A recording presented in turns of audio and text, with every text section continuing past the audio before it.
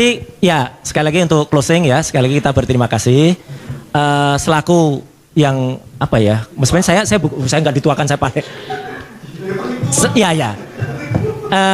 Selain mengucapkan terima kasih, kami juga mohon maaf kalau tadi mungkin ada sedikit nada tinggi, nada rendah. Niatnya kita baik Pak Sigit, Pak Sri, niatnya kita baik ya. Jadi moga-moga ini benar. Dan tadi beberapa yang memang faktanya kami temukan, ya kami akan sampaikan apa adanya, tanpa kami potong, tanpa kami tambahi. Ya gitu. Insya Allah begitu. Ya. Yeah.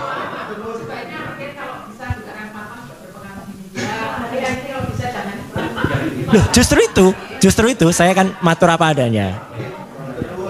Ya, ya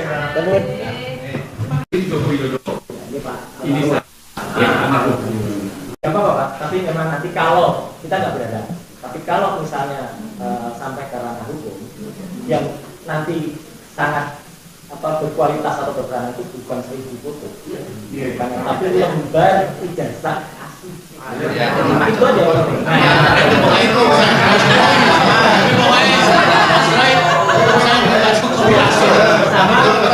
Sama lembar sama buku skripsi tadi. Terima kasih atas kehadiran teman-teman wartawan di sini. Kami tadi sudah bertemu dengan tim dan kami sebetulnya memberikan ruang 5 orang, tapi tadi yang hadir 3 orang untuk menemui kami. Tapi kalau yang lainnya ada di luar banyak. Yang hadir tadi adalah Bapak Roy Suryo, kemudian Pak Rismon dan Ibu Tifa, Dr. Tifa. Jadi kalau dari sisi kami, kami di UGM ini kan lembaga institusi pendidikan yang kami selalu mematuhi peraturan akademik mulai ketika mahasiswa hadir di kampus ini dengan segala macam dokumen sampai di akhir. Jadi kami tadi sampaikan bahwa dalam kapasitas kami UGM adalah memberikan informasi bahwa Joko Widodo dan kami memiliki bukti-bukti, surat-surat, dokumen-dokumen yang ada di Fakultas Kedokteran. Fakultas Kehutanan, maaf, jangan keliru nanti. Fakultas Kehutanan. Jadi itu telah kami sampaikan secara secara lengkap ya. Misalnya kami memiliki ijazah mulai dari STTB dia waktu SMA, kemudian dokumen-dokumen lain termasuk proses verbal ketika ujian skripsi. Dan kami tadi juga membawa skripsi beliau juga pada kesempatan pagi tadi itu teman-temannya hadir. Kebetulan banyak sekali yang hadir, satu angkatan. Ada yang terutama yang wisudunya bersamaan itu pada hadir dan mereka juga membawa skripsi-skripsi yang juga dilihat oleh beliau-beliau. Plus tadi juga mereka membawa foto-foto dokumen-dokumen. Ya. Jadi di dalam konteks ini bukan soal membela siapa, tidak. Tapi bahwa kami dalam posisi ini adalah menjelaskan sebagai sebuah lembaga yang memiliki dokumen ini mahasiswa kami dulu atau tidak dan lulus atau tidak, itu sudah kami jelaskan. Jadi saya kira itu teman-teman, kita tidak akan masuk ke dalam polemik, terutama polemik di sosial media. Dasar kami bukan interpretasi terhadap apa yang disampaikan orang satu ke orang lain, tapi dasar kami adalah data yang kami punya. Begitu saya kira dari kami kita cukupkan ya. Kemudian kami juga sampaikan, kami punya press release apabila ada keinginan untuk kami menunjukkan data-data itu secara detail, secara telanjang gitu. Kami bertanya, kami harus, ini siapa yang paling berhak untuk membaca dokumen kami. Tidak semua orang bisa datang dan kemudian melihat semua ya. Nah nanti persilakan apabila nanti kemudian ada proses pengadilan atau apapun, UGM siap. Misalnya sebagai saksi ya, kami siap. Gitu. Kami yang akan kami kembali lagi yang kami tekankan di sini, kami dasarnya adalah dokumen yang kami punya. Itu saja. Demikian teman-teman. Kalian cuma pengen lihat foto saya toh? Cuma itu tadi. Ini saya sudah juga meloloskan pejabat bermasalah. Apa contohnya? Ya kita melihat dari kasusnya di UI. Mbah Lila Hadalia yang kemudian mendapatkan gelar doktor, tapi kemudian bermasalah ya, terbukti bermasalah. Kurang dari 2 tahun dia bisa mendapatkan gelar doktor. Itu orang luar biasa jenius, berarti dia bisa merampungkan gelar doktor kurang dari 2 tahun ya. Gua aja tesis saya sampai sekarang belum selesai gitu kan, tapi dia bisa secepat itu 2 tahun. Ya, pemerintah juga kemudian menjadikan kampus ini sebagai pendukung untuk proyek-proyek strategis nasional. Atau proyek-proyek pemerintah lah, proyek BUMN dan lain-lain. Dulu di Pegunungan Kendeng, di daerah Rembang dan Pati, ada Semen Indonesia gitu, dan pembangunan pabrik semen Indonesia, dan itu menimbulkan kerusakan yang luar biasa. Ini apa yang disampaikan oleh warga di sana ya, ketika kami menginvestigasi persoalan ini. Usut ternyata juga ada peran dari akademikus, dosen-dosen yang kemudian mendukung dalil-dalil dari semen Indonesia ini. Nah, terakhir adalah pemerintah memberikan gula-gula izin tambang. Teman-teman, kembali lagi bersama saya di channel video ini. Nah, kali ini kita melihat cuplikan video yang begitu sangat menarik. Nah, di sini disampaikan para netizen berapapun bukti dan saksi Jokowi akan terdapatkan oleh RRT, maju terus RRT, rakyat mendukung. Bukannya hanya saksi, kalau benar-benar palsu ijazah Jokowi semua termul-termul, kalau perlu dipenjara. Tangkap adili Jokowi, makzulkan juga Gibran Fufafa. Peneliti berhak menelanjangi dokumen publik Jokowi sebagai penjabat publik. Nah, kalau ijazahnya terbukti palsu, saksi yang melindungi ijazah palsu harus dihukum juga. Jokowi dan Rektor UGM wajib dijebloskan ke penjara bikin ngadu dengan ijazah palsu. Betapa rendahnya martabatnya para penjabat UGM yang melindungi Jokowi, ya nggak usah jelas dan nyata tidak punya ijazahnya. Soal ijazah Jokowi, ya satu pernyataan Rektor UGM Ova Emilia ternyata hanya pernyataan palsu atau bohongnya. Nah, Agustus 2025 menyatakan Jokowi lulus 5 November 1985 di wisuda 19 November 1985. Nah, di situ disampaikan bahwasannya tangkap Jokowi dan adili, kalau terbukti palsu penjarakan karena bikin ngadu. Nah, dibungkus setebal apapun, kalau memang sudah busuk lama juga keciuman dan ketahuan. Ya, tangkap Ova selama ini membohongi rakyat Indonesia karena berbohong demi melindungi Jokowi. Semoga Jokowi dan Rektor UGM secepatnya masuk bui. Barang musuh makin disembunyikan makin berbau. Nah, Pak RRT terus semangat berantas bajingan-bajingan penghancur negara Mulyono sekarang dan kelompok-kelompoknya. Pak RRT, saya terus mendukung Anda, Pak. Level terendah sebuah lembaga pendidikan bersarangnya para pembohong di sana. Nah, tanggaku lulusan tahun 1980 di Solo, SMP belum jadi SMA. Penjabat pegang amanah, dia berbohong wajib dipenjarakan demi rakyat Indonesia. Ayo rakyat Indonesia, kita dukung para pejuang kebenaran dan keadilan untuk bangsa ini. Yang selalu melindungi ijazah palsu ditangkap semuanya, kirim ke Nusa Kambangan agar rakyat puas dengan kinerjanya para penegak hukum.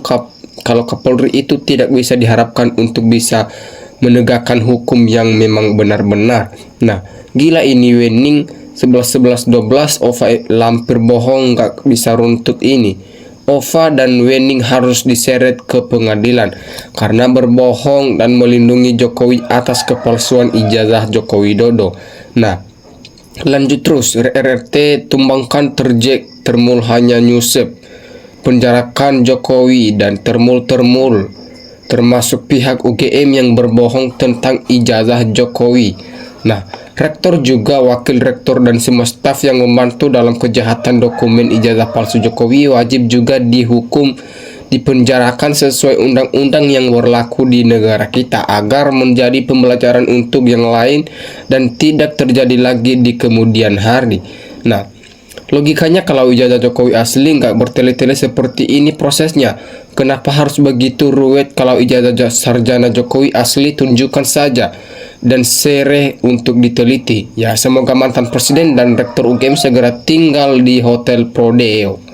Nah, sekelas UGM kerjanya kayak universitas yang baru buka. Kalau memang ijazah simul asli tak mungkin kasus ini berjilid-jilid. Tidak ada yang harus dipenjarakan, tunjukkan ke publik kecuali ijazahnya palsu. Maju terus RRT, jangan kendor, kebohongan akan kalah dengan kebenaran. Kalau terbukti palsu, penjarakan semua manusia yang mendukung kepalsuan ijazah palsu itu. Nah, bapak-bapak hebat, tolong nanti Jokowi dan Ibu Rektor 1 sel saya biar jadi suami istri. Merusak dunia pendidikan, merusak dunia hukum, merusak undang-undang dasar, merusak sumber daya alam, layak dapat hukuman penjara 1000 tahun. Nah, jika suatu lembaga yang sudah dikredibel di sekolah oleh guru orang-orang yang tidak kredibel, maka lembaga tersebut akan mendapat masalah. Mungkinkah ini akhir dari suatu pertualangan geng Solo? Nah, kalau terbukti bersalah saksi-saksi yang mendukung harus dihukum. Hati-hati, Presiden sudah tahu ijazah palsu, bila diputus ijazah asli penjara tempat terakhir di harta akan diaudit. Nah, pihak UGM tidak jujur, harusnya ngaku saja bahwa ijazah yang diterbitkan UGM adalah melalui proses yang tidak benar. RRT CS Pejong kebenaran, banyak jalan dekengan yang maha kuasa. Ini bukan ini asli berita. Hai para termul, bongkar semua yang ikut menutupi kebohongan dan adili seberat-beratnya sesuai masalah yang sudah diperbuat. Nah, terlebih utama kembalikan fungsional hukum dan marwah hukum dan keadilan hukum kembali berdiri, tegakkan keadilan terhampar di bawah payung hukum. Nah, seharusnya UGM dari awal ambil ijazah Jokowi dan diperiksa di laboratorium forensik untuk melihat dengan jelas keasliannya, bukan memberikan pernyataan asli dan lulus pada tahun 1985 ternyata dokumennya bohong semua. Dan data-data dan fakta dua hal yang berbeda, bahwa data perlu diuji dan dibuktikan, sementara fakta adalah kenyataan yang ada dan telah merebak di masyarakat. Nah, coba berani UGM memperlihatkan buku besar atau stambuk yang berisikan riwayat mahasiswa sejak mendaftar dan terdaftar sampai di wisuda. Nah, satu-satunya presiden yang hebat sampai dunia geleng, kepala presiden dapat gelar dari Ocor Top Morkotop. Nah, di samping Mulyono dan Bu Rektor, termasuk para saksi yang mengaku teman kuliah Mulyono karena mereka memberi keterangan palsu dan pembohongan, publik mereka juga harus mempertanggungjawabkan.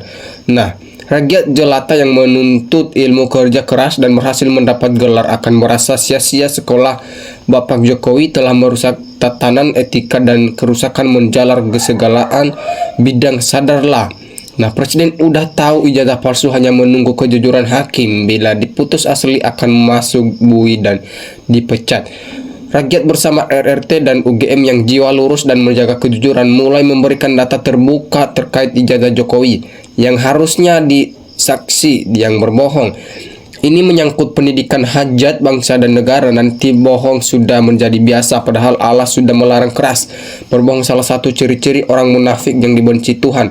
Bukti paling telak saat ini adalah kebohongan saksi dalam sidang NLS, di mana dua ibu-ibu mengaku satu tim berempat dengan Jokowi waktu KKN di Desa Ketoyang. Sekarang sudah ditemukan koordinator KKN UGM tahun 1985, yaitu Saudara Maharenda. Menurut dia tidak ada nama Jokowi dalam KKN tersebut. Nah, terus kejar dan penjarakan para saksi atas penegak hukum yang berbohong seluruh di Indonesia. Berulang kali ini rektor salah sebut Jokowi jurusan kedokteran. Coba dicek di sana apakah ada nama Jokowi. Mungkin ada Jokowi yang lain yang BKN mantan presiden itu.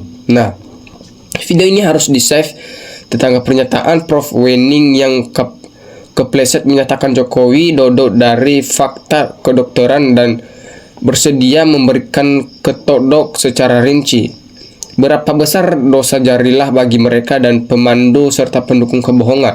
Nah, Jokowi sumber masalah di negeri ini. Semakin banyak rekayasa, semakin banyak terlihat kejahatan.